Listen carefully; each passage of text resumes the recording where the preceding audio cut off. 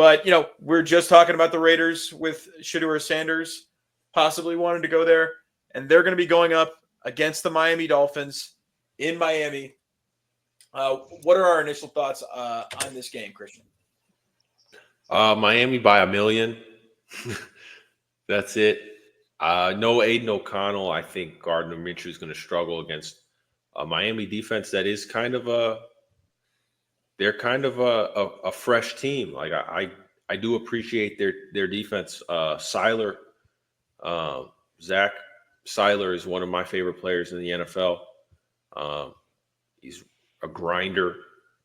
They just picked up Tyrell Dotson, who was waived by or released by the Seattle Seahawks. So that gives them some more linebacker depth. Jalen Ramsey's been playing really well all year. Javon Holland is due for a big payday this offseason.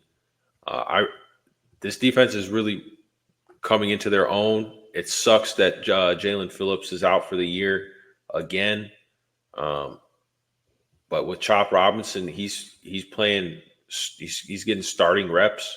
Hopefully they can put some more wins together. I think they beat Vegas this week. And hopefully, obviously, God willing, Tua stays healthy. I know Tyreek Hill came out and said he's dealing with a torn ligament in his wrist. So keep an eye on that.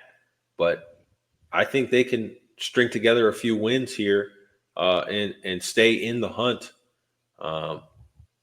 at least for a wild card spot here.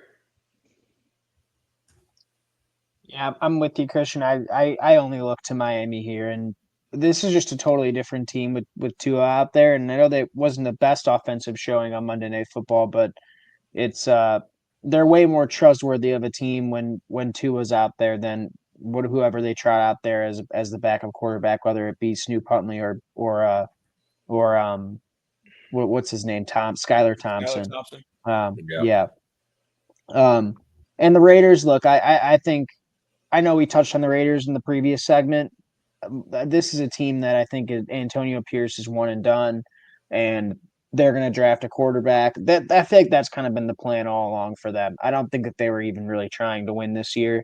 And you mentioned it, Christian. Miami is still in the hunt, and I still think they're going to be a team that plays hard. One thing that is intriguing for me is the spread. The spread is 7.5, is what I've got. With the way Miami's looked, it feels like a lot of points to lay with them. But granted, I just don't see how the Raiders make it a game. I don't see the avenue to that 7.5. So a lot of points, but this seems like a get right spot for Miami and their offense. If Tyreek Hill's still out there, even if he's got a torn ligament in his wrist, hopefully Jalen Waddle gets going. I feel like, Roll Tide, he's been a little bit quiet this entire year. I'd like to see a 100-yard game from Waddle here at some point, especially if Tyreek Hill's maybe on decoy duty with just the health issues he's dealing with. I'm a big fan of Waddle's. I like his game, and I'd love to see him. This seems like a good spot for him to have a game of 6 catches and 108 yards and a touchdown.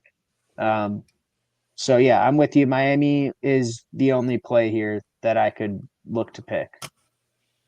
Yeah, Christian Turtle, I'm with both you guys. I actually think Miami's offensive line did pretty well given the injuries that they've been dealing with going up against the Los Angeles Rams on Monday night. I also just think, 7.5 right now. I just think there's too many weapons on the offensive side of the ball when you talk about Waddle, Tyreek, and Devon Achane.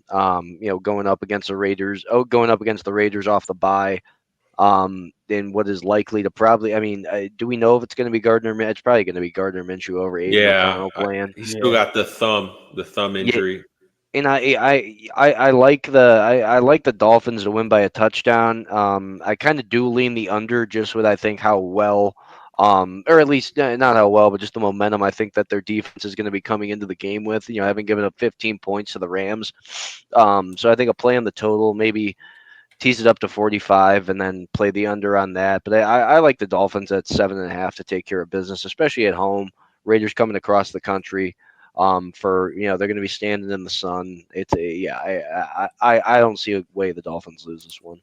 Yeah, you mentioned it, Mike. I actually think the Dolphins are a great teaser leg this week if you can find a team to pair it with. You tease the Dolphins down to -1, and then maybe you go with the you tease the Rams down to +1, so you pair the Rams +1 with Dolphins -1. That seems like a very no sweat teaser there, because then you basically just need the Rams and Dolphins, or honestly money line parlay both those together, however you want to get after it. That seems like a nice teaser legs. Because I'm with you. The Dolphins. I think the Dolphins are a safe pick this week. And one other thing that's going to be interesting to see, especially coming off the bye, is we kind of saw the hot seat talk quiet down a little bit for Antonio Pierce. I think given a loss here, that ramps back up, and very well could be the next coach on the chopping block. Yeah, I mean, we've always had there was a lot of belief in this Dolphins team to possibly compete in the AFC East preseason, to expect them to go a long ways. And the pieces are starting to come back together with Tua being out there. Tyreek Hill obviously has the wrist that he's dealing with now. But when you have that firepower between A-Chain, Tua, Jalen Waddle, Tyreek Hill, I have too much faith in this Dolphins team. And Mike McDaniel, I think, is one of the best offensive coaches in the league when he has, replacement level players that can run his offense.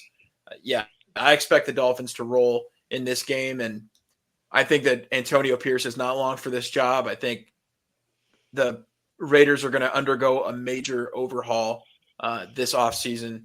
And maybe the only guy who's going to stick around will be Max Crosby. Who knows? But they're going to be building a whole new team from what I can see, based on seeing Luke Getsy go out as offensive coordinator. They're going to want to have a great offensive head coach in place for whichever quarterback they draft. Yeah.